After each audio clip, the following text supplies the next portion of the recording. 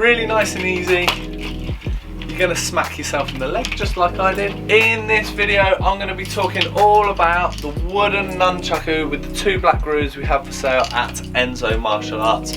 I'm going to be talking about what they're made of, why you'd want to buy these pair of nunchucks over any other pair of nunchucks that we have for sale, who would use them, and at the end I'm going to give you a few tips and tricks on getting started training with nunchaku.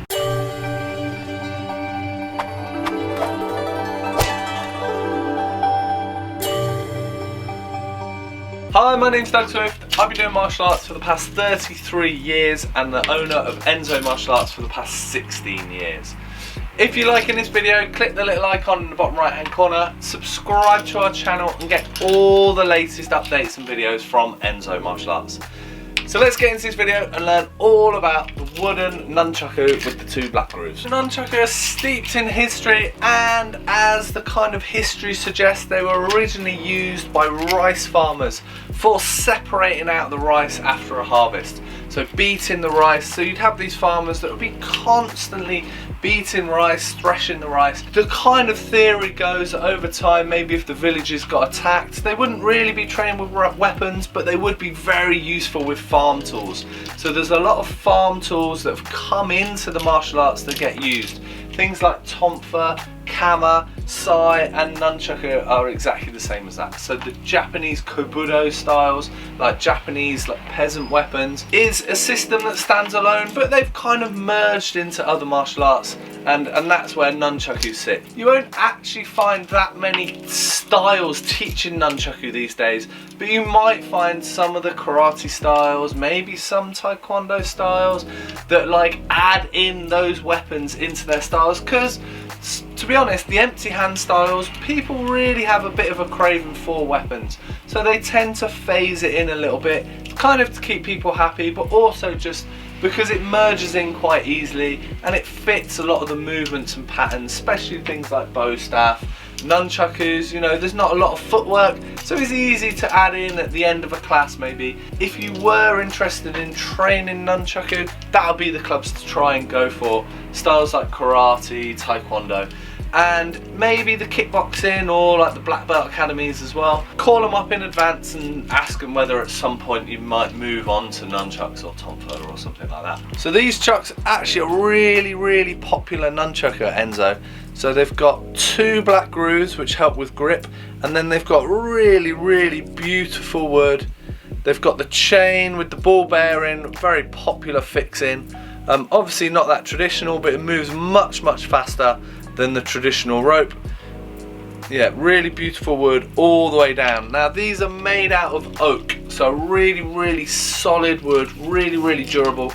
It's used in loads and loads of martial arts weapons, partly because it's so tough. It's also relatively available out in the east, so they're able to make weapons out of it fairly easily. It means it's quite heavy, so you get quite a weight to your nunchucks, which is what you want. It helps them swing more steady in the air and stops them flying around all over the place.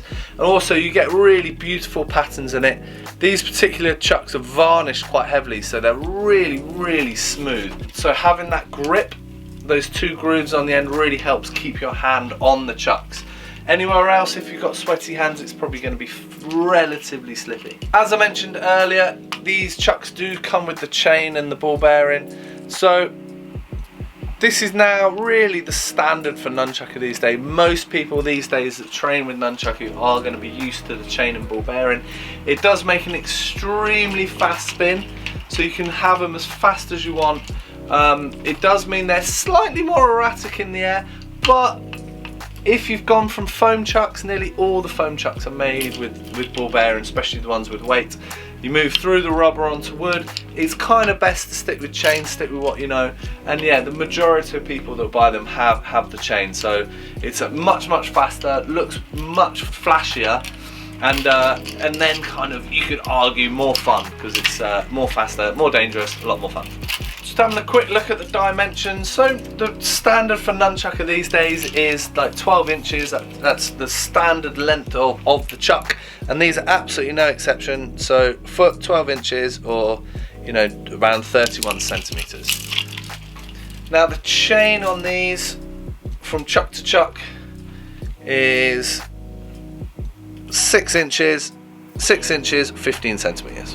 So just looking at the weight of these are very standard weighted for nunchucks, around 440 grams. So at Enso Martial Arts we have a wide range of nunchucks. So not only do we have the wooden nunchucks with 2 grooves, we also have black nunchaku with chain, wooden chucks with cord, carved dragon nunchaku, black and blue foam nunchaku, red nunchaku with cords, hard rubber nunchaku, rattan nunchaku, and the wooden octagonal nunchaku with cord. As promised at the beginning of the video, here's a few tips and tricks of just getting you started. Now this is not like professional nunchaku training, it's just a few little ideas just to get you started with nunchaku, obviously if you're new to chucks. So the first thing I always like to do is just swing them over your shoulder, catch them under your armpit, swing them from side to side.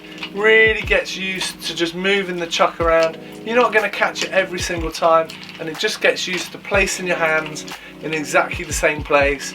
Lets you find out where the chuck is in the air without having to look at it. Really nice simple thing to just get you started.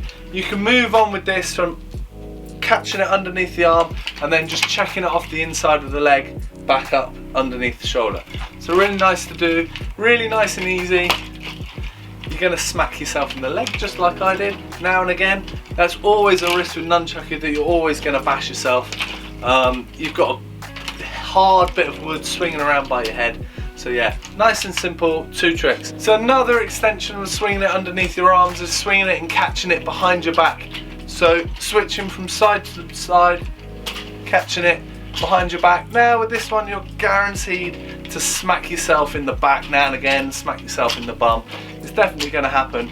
But yeah, really nice extension from the other 2 tricks I showed. Thanks very much for watching. I hope it was useful. I hope you learned loads about the wooden nunchucks we have for sale at Enso. If you like this video, click the little icon in the bottom right hand corner, subscribe to this channel and get all the latest videos from Enso Martial Arts. Thanks very much, and I'll see you soon. Cheers!